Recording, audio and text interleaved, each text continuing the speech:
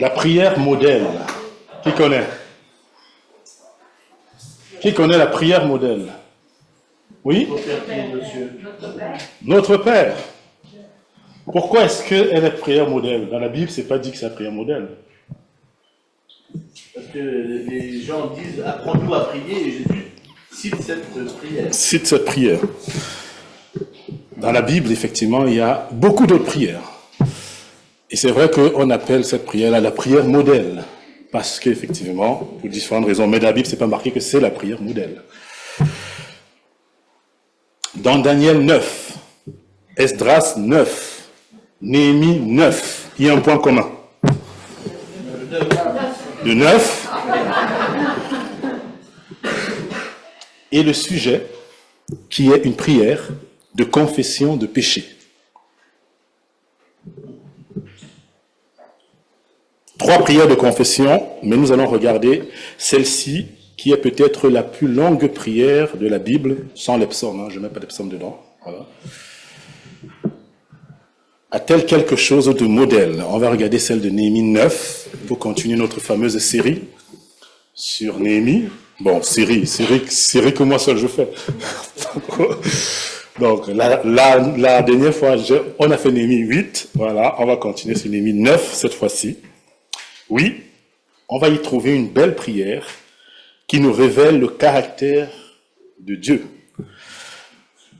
ce qui change la confession en célébration extraordinaire de Dieu. Néhémie 9, c'est pour ça que j'ai proposé comme titre, hein, comme un résumé, je vais dire, le truc principal, on va dire, la confession solennelle qui révèle un amour inlassable. La confession solennelle qui révèle un amour inlassable. On a vu dans Néhémie qu'il ne s'agissait pas juste de la reconstruction des murailles de Jérusalem, mais depuis le chapitre 7, c'est bien plus que ça, la reconstruction du peuple de Dieu lui-même. On est en train de construire, mais peut-être que plus important, c'est la construction de nous-mêmes. Et c'est ce qu'on voit dans Néhémie.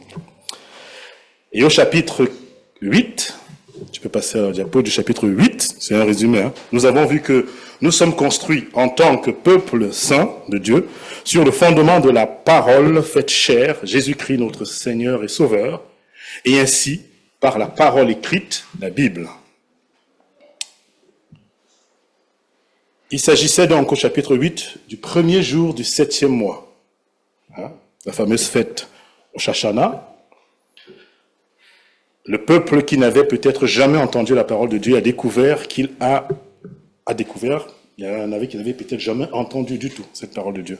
Ils ont découvert qu'il a des ordonnances, Dieu, et ils s'y sont pliés tout de suite, par une grande repentance collective. C'est ce qu'on avait vu, un réveil. Et depuis là, ils ne quittent plus cette parole qui est lue chaque jour, solennellement, principalement à la fête qui a suivi, Sukkot. Les fêtes, on avait déjà vu, les fêtes de l'Éternel, qui se fait du 15e jour au 22e jour du mois. Et dès le 24e jour, ce peuple de Dieu restauré va continuer son process de sanctification. Et donc, on va commencer à Néhémie 9. On va lire déjà les 3 premiers versets, puis on va voir les versets 4 et 5, puis on va voir du 6 à 37, mais on ne va pas tous les lire, quand même. 6 à 37, 7 plus longues prières dont on parle. Au verset 1, on commence. Le 24e jour du mois, les Israélites se sont rassemblés pour un jeûne habillés de sacs et couverts de poussière. Les Israélites de naissance se sont séparés de toutes les personnes d'origine étrangère et se sont présentés pour confesser leurs propres péchés ainsi que les fautes de leurs ancêtres. Ils se sont levés, chacun à sa place, et ont lu dans le livre de la loi de l'Éternel, leur Dieu, pendant un quart de la journée. Pendant un autre quart, ils ont confessé leurs péchés et se sont prosternés devant l'Éternel, leur Dieu. On s'arrête là pour l'instant pour le texte biblique. L'objet de cette nouvelle journée, le 24e jour du mois, là, de ce chapitre 9 qu'on voit, est ici donné, la confession de péché. C'est intéressant puisque dès le premier du mois, la repentance était improvisée. On a lu la parole, il y a eu repentance. Et juste après Sukkot, cette deuxième fête encore, où on a lu la parole de Dieu pendant toute la semaine, chaque jour, on improvise encore une journée spéciale, confession de péché. 24e mois. Chapitre suivant. Comme s'il n'y a pas besoin de programmer un jour pour demander pardon à Dieu. En fait, dans les fêtes de l'Éternel, il y a aussi Yom Kippour, qui était normalement le 10e jour du mois. Mais ici, on ne va plus parler de Yom Kippour, et on ne va plus parler dans la parole de Dieu après de ce Yom Kippour. Comme si il n'y avait plus besoin de programmer un jour pour demander pardon à Dieu, mais que la parole de Dieu suffit d'elle-même pour susciter le désir de se confesser et de s'humilier devant Dieu. Mais on va y revenir. Remarquons déjà que le peuple de Dieu restauré désire se rassembler. Et on lit quelque chose de particulier là, se rassembler et se séparer. On voit verset 2. Ils se séparent des étrangers et ils se rassemblent. Ça ne vous rappelle pas quelque chose? Quel est le sens du mot église? Qui vient de ecclésia, ek, qui veut dire sortir de, sortir du milieu de, sortir du monde, et s'assembler pour se réunir. Dans l'église, ainsi, ecclésia veut dire le rassemblement de ceux qui sont appelés à sortir de quelque milieu que ce soit. Par notre repentance et conversion à Jésus-Christ, nous devenons chrétiens, nous sommes mis à part pour Dieu, c'est-à-dire sortis du milieu du monde, de notre appartenance passée au royaume des ténèbres, ce royaume étranger, insoumis à Jésus-Christ. C'est le sens dans ce texte de la séparation du peuple des étrangers pour se rassembler. Impossible d'être chrétien tout seul dans le monde, ou dans son coin, dans sa chambre, en lisant sa Bible et en priant tout seul. Hébreux 10, 25 nous dit « N'abandonnons pas notre assemblée, comme c'est la coutume de quelques-uns, mais exhortons-nous réciproquement, et cela d'autant plus que vous voyez s'approcher le jour. Avec quel chrétien est-ce que je me réunis ?» Vincent a évoqué tout à l'heure, il y a une pratique là, que nous nous rassemblons en effet les dimanches, très bien, mais aussi dans la semaine, les mardis, les jeudis, les groupes SOS, pour les jeunes, et ainsi de suite. Et que contiennent nos réunions? Ou alors que doivent-elles contenir? C'était étrange ici, un quart de la journée. Mais bon, quand on parle de la journée, c'est pas de 24 heures. C'est un quart de la journée, c'est-à-dire la journée de 12, en fait c'est 12 heures. En fait, donc quand on dit un quart de la journée, ça dit de 3 heures de temps. Mais quand même, 3 heures de temps, lecture de la parole de Dieu pendant 3 heures de temps. Je ne sais pas ce qu'on lit, mais bon. Ma prédication, pour ne pas la dépasser, voilà, j'ai essayé de faire l'enregistrement comme dans le passé, et j'avais fait 40 minutes. Donc, j'ai dit, oui, c'est long. Voilà. 3 heures de temps, lecture de la parole de Dieu. Et pendant 3 autres heures de temps, la confession de péché et la louange à Dieu. C'est ce qu'on voit là. C'est toujours ce même schéma qu'on a vu déjà dans l'Néhémie 8. Parole de Dieu qui engendre l'humiliation face à son péché et qui procure la réjouissance. Encore, la parole de Dieu est toujours la parole de Dieu au cœur de la vie du chrétien. Comment as-tu pu? Ou alors, comment peux-tu mettre la méditation de la Bible au cœur de ta vie? Confère message de Néhémie 8. On ne va pas s'attarder dessus. Et au verset 4, donc, si on continue, on voit qu'il y a des Lévites. Plusieurs noms qui sont donnés là. Ce sont des Lévites.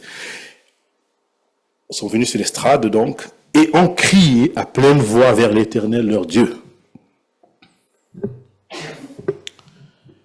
Confesser les péchés, c'est crier vers l'Éternel, même en assemblée. Les Lévites viennent élever la voix ici pour clôturer probablement le temps de confession de péché individuel qu'il y a eu avant. Je ne sais pas si c'était dans des groupes, si c'était chacun pour sa part, ou c'était quoi, je ne sais pas très bien. Dans nos cultes et nos réunions, nous dénonçons facilement le péché du monde, ce qui ne va pas dans le monde.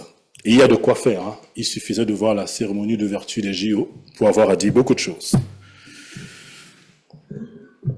Oui, il y a de quoi être choqué de l'ingéniosité variée du mépris de Dieu dans la rébellion des hommes. Mais cet exemple du peuple de Dieu ici, qui se sépare du monde pour se rassembler, est pour nous un encouragement à se laisser juger nous-mêmes à l'intérieur de l'Église pour notre conduite par rapport à notre Dieu et donc à la confession de nos propres péchés. 1 Pierre 4, 15 à 17 dit « Cependant, qu'aucun de vous ne souffre comme meurtrier, comme voleur, parce qu'il fait le mal ou parce qu'il se mêle des affaires d'autrui, mais si c'est comme chrétien, qu'il n'en ait pas honte, qu'il glorifie plutôt Dieu en ce nom, car c'est le moment où le jugement commence par la maison de Dieu. Or, si c'est par nous qu'il débute, quelle sera la fin de ceux qui refusent d'obéir à la bonne nouvelle de Dieu? Invité à s'occuper de nous-mêmes, par rapport à notre conduite, par rapport à Dieu, d'abord.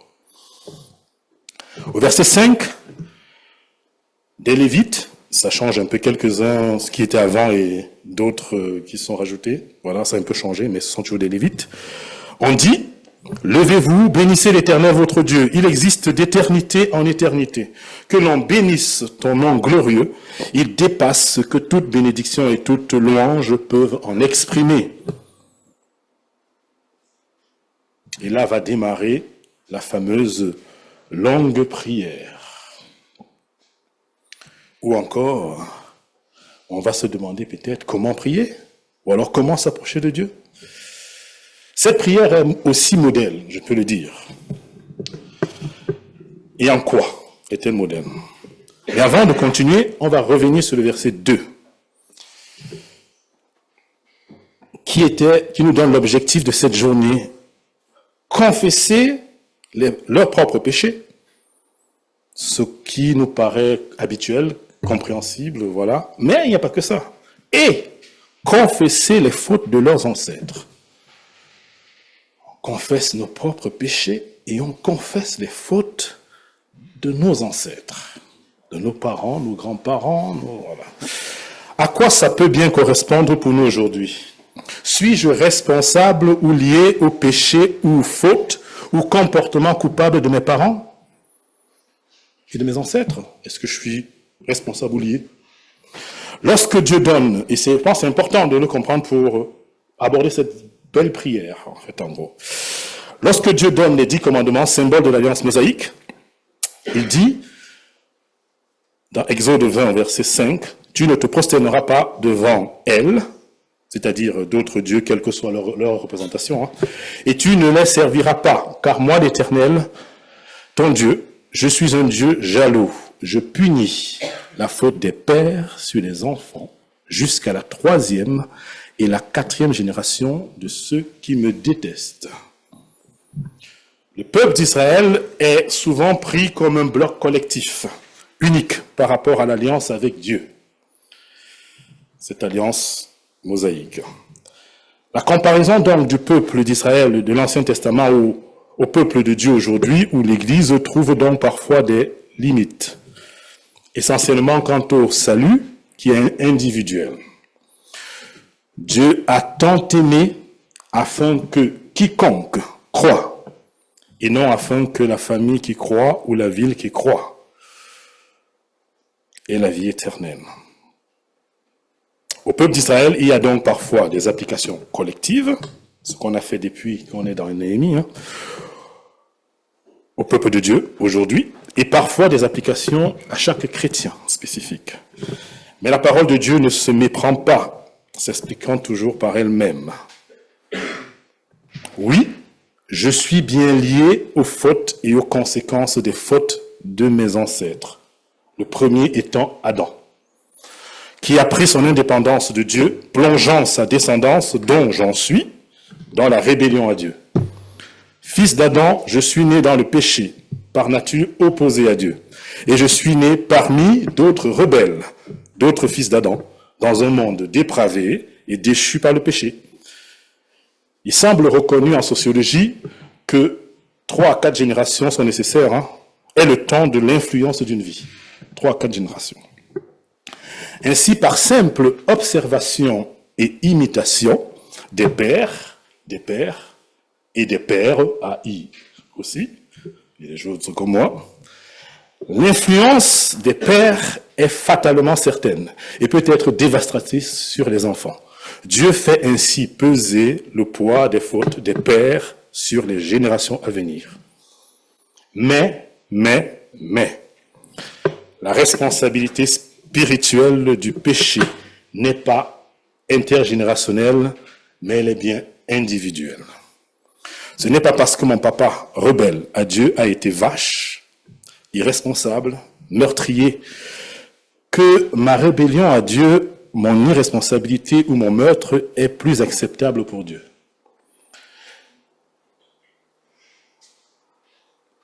C'est par ma conduite, ma vie et mes choix que je valide bien de quel père je suis. La responsabilité du péché est individuelle, et ce depuis l'Ancien Testament. Deutéronome 24, 16 dit « On ne fera pas mourir les pères à la place des enfants, ni les enfants à la place des pères. On fera mourir chacun pour son péché. » Et dans Ézéchiel 18, 1 à 4, on va lire que la parole de l'Éternel m'a été adressée. Pourquoi dites-vous ce proverbe? C'est le prophète qui dit à la part de Dieu. Pourquoi dites-vous ce proverbe dans le territoire d'Israël? Ce sont les pères qui mangent les raisins verts et ce sont les enfants qui ont mal aux dents. Aussi vrai que je suis vivant, déclare le Seigneur, l'Éternel, vous n'aurez plus l'occasion de dire ce proverbe en Israël. En effet, toutes les vies m'appartiennent. La vie du Fils m'appartient aussi bien que celle du Père. Celui qui pêche, c'est celui qui mourra. Avec Moïse, Dieu fait une alliance collective avec un peuple pour révéler dans l'histoire son caractère aux hommes, permettant de faire alliance individuelle en Jésus-Christ pour se faire un peuple. Vous avez compris? Bon. C'est pourquoi, dans cette alliance, cette ancienne alliance, quand Dieu disait « Je punis la faute des pères sur les enfants jusqu'à la 3e et la 4e génération de ceux qui me détestent », il noie aussi dans une perspective démesurée, à la suite du verset, de la bonté de Dieu en disant « Et j'agis avec bonté jusqu'à 1000 générations envers ceux qui m'aiment et qui respectent mes commandements. » Dans Exode 20, verset 5 à 6. Et cette bonté de Dieu fait changer cette longue prière, modèle, des Lévites, qui élèvent la voix pour tout le peuple, pour la confession des fautes de leurs ancêtres, et les leurs, en une extraordinaire célébration de la nature de Dieu révélée dans son histoire. Ainsi, en voyant ce peuple restauré de Néhémie, il faut que tu vois individuellement, tu te vois individuellement, et en voyant leurs ancêtres, il faut que tu vois ton passé et ton histoire, en fait. Cette prière solennelle, donc, confesser nos péchés, c'est dire la même chose que Dieu, c'est-à-dire reconnaître que la perspective de Dieu concernant nos transgressions est exacte. C'est ça, confesser ses péchés. Dire la même chose que Dieu. Reconnaître que la perspective de Dieu concernant mes transgressions est exacte. Et on va voir un schéma dans toute la prière. Dieu tue, puis cependant mais Dieu tue. C'est un cycle. On va voir dans toute cette prière.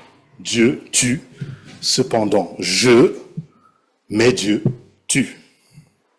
Et le premier cycle donc de cela, verset 6, on commence.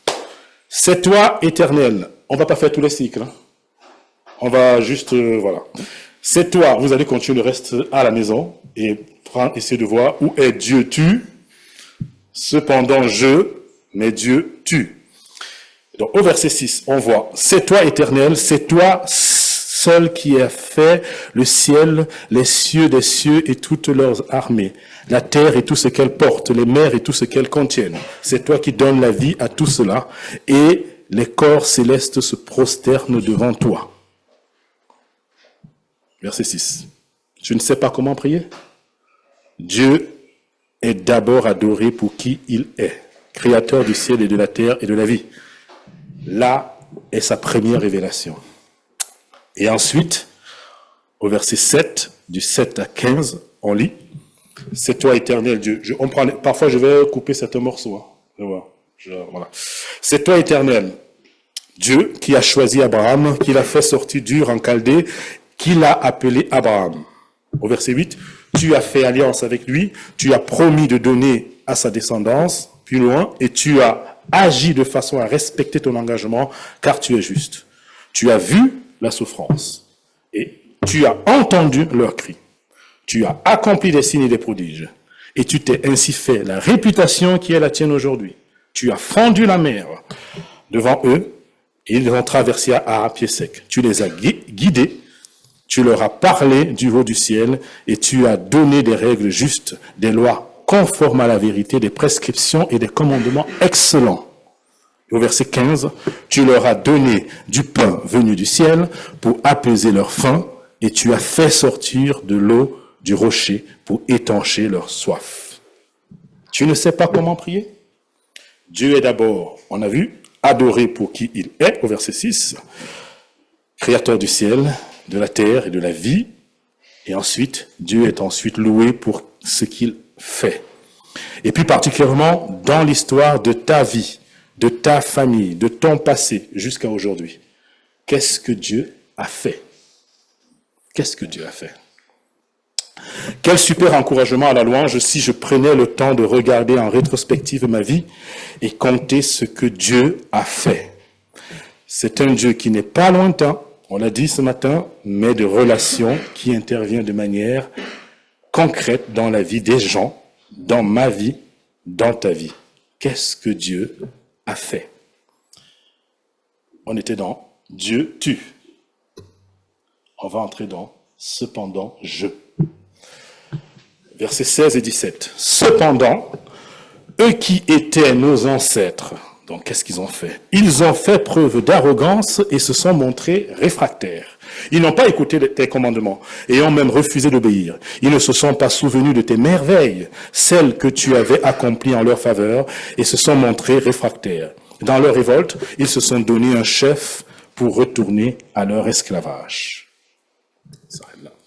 Décidément, digne fils d'Adam et fier de l'être.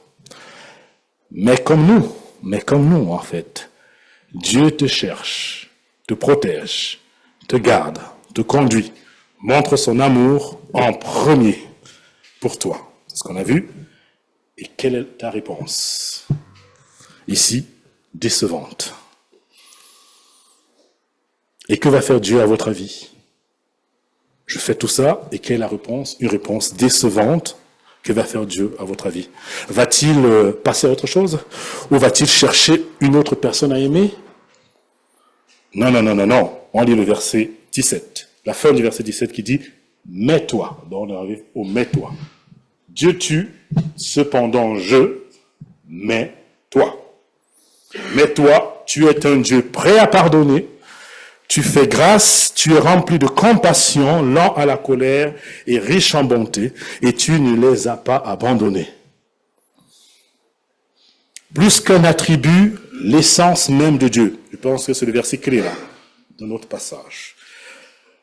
L'amour. L'amour que nous avons du mal à saisir. Hein. Un amour qui se serait arrêté là, aurait été un amour super. Je le dis. Ça aurait été un amour super déjà. Si on s'arrêtait là l'histoire, ça aurait été super. Mais, un amour super, mais un amour comme un autre. Un amour banal finalement. Si un romancier ou un scénariste écrivait la fin, et qu'on s'était arrêté là, il aurait peut-être dit, ils se marièrent, vécurent heureux et eurent beaucoup d'enfants. Ils sont bien heureux. Car nous ne pouvons comprendre comment Dieu fait grâce, comment il est rempli de compassion, comment il est lent à la colère, comment il est riche en bonté. D'autant plus qu'on a tendance à se dire qu'on n'est pas si mal que ça, nous. Que les enfants sont si petits et mignons, des petits anges. Qu'il y a du bon dans les hommes. On a tendance à penser comme ça. Mais nous parlons ici d'un autre amour. Insoupçonné, l'amour qui ne se lasse pas d'aimer. C'est de cet amour dont on parle, c'est l'amour de Dieu. Et donc, le schéma va se répéter. De l'ingratitude de l'homme, ou alors de la grâce de Dieu. De l'ingratitude de l'homme, ou alors de la grâce de Dieu. Le prochain, Dieu tue, cependant mais Dieu tue. Le péché en réalité permet de révéler l'excellence de l'amour de Dieu. La grâce n'a-t-elle pas surabondé là où le péché a abondé? L'amour ne périt jamais. Et c'est ce qu'on va voir la suite de la prière, en fait, en gros. Et dans le prochain schéma, verset 18, je crois que j'ai fait un tableau. Mais on ne va pas parcourir tous les tableaux, parce que dans toute la prière, on a des tableaux de Dieu tue, cependant mais tue. Et donc, le prochain, prenons un peu le prochain. Non, tu ne les as pas abandonnés. Mon Dieu n'abandonne pas. Même quand, alors qu'est-ce qu'ils ont fait, le mais-tu? Même quand ils se sont fait un veau en métal fondu, comme étant ainsi l'acte le plus insultant contre Dieu. Alors, là, Dieu aurait peut-être abandonné cette fois. Je vous laisse. On a mais tu. Mais toi, dans ton immense compassion, tu ne les as pas abandonnés dans le désert.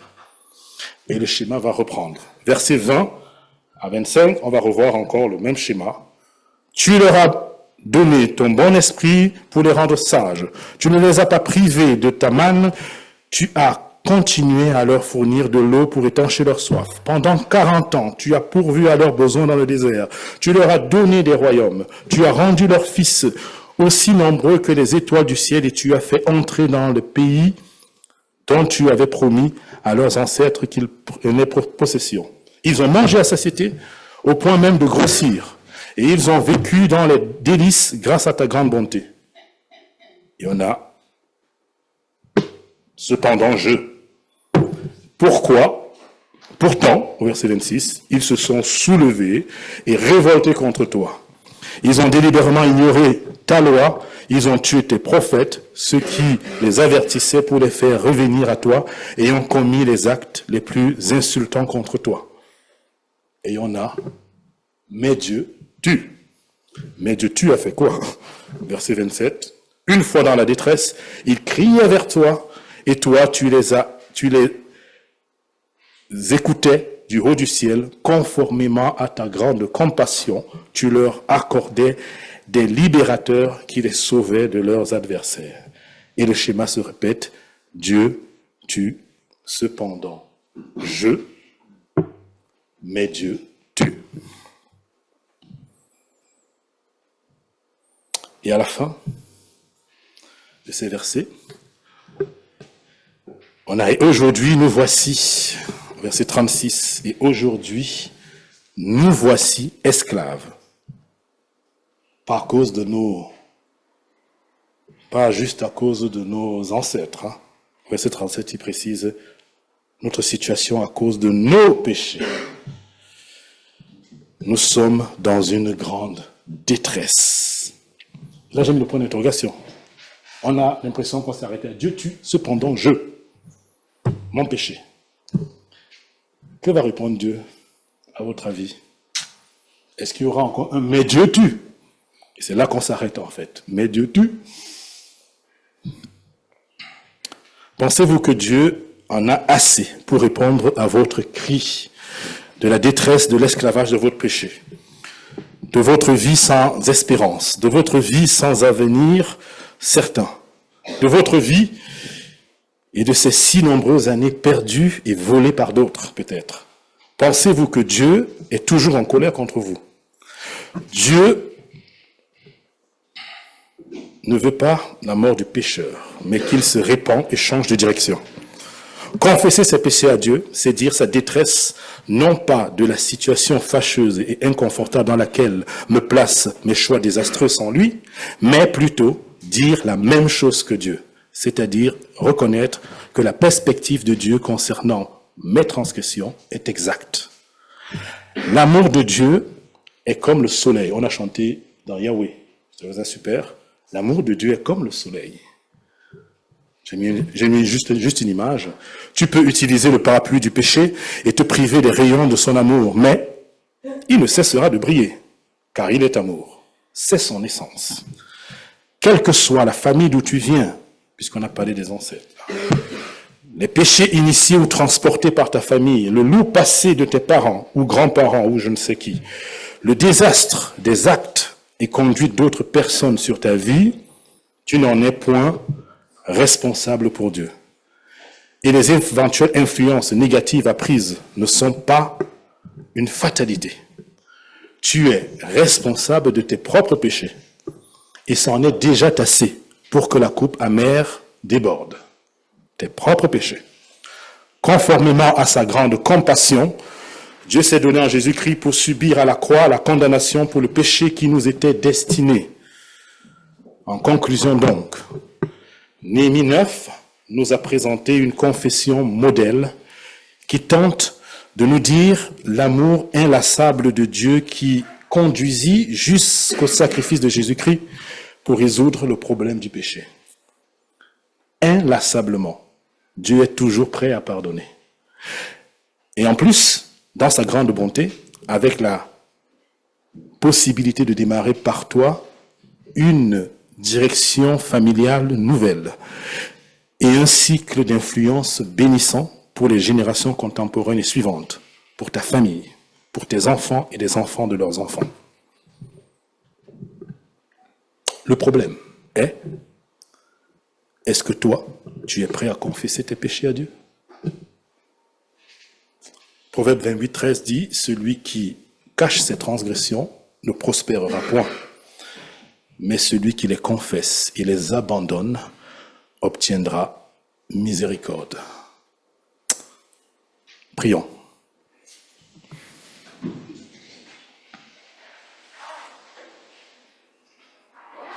Merci Seigneur notre Dieu pour ton inlassable amour. Merci parce que tu ne te lasses pas d'aimer. Merci parce qu'il n'y a pas de situation si grave, si longue, si compliquée de péché que tu n'acceptes de pardonner. Merci Seigneur parce que tu as tout accompli en Jésus-Christ pour que l'on soit pardonné et qu'on change de manière de vivre. Alors notre Dieu, notre Père, nous te prions de ne pas nous laisser, résister,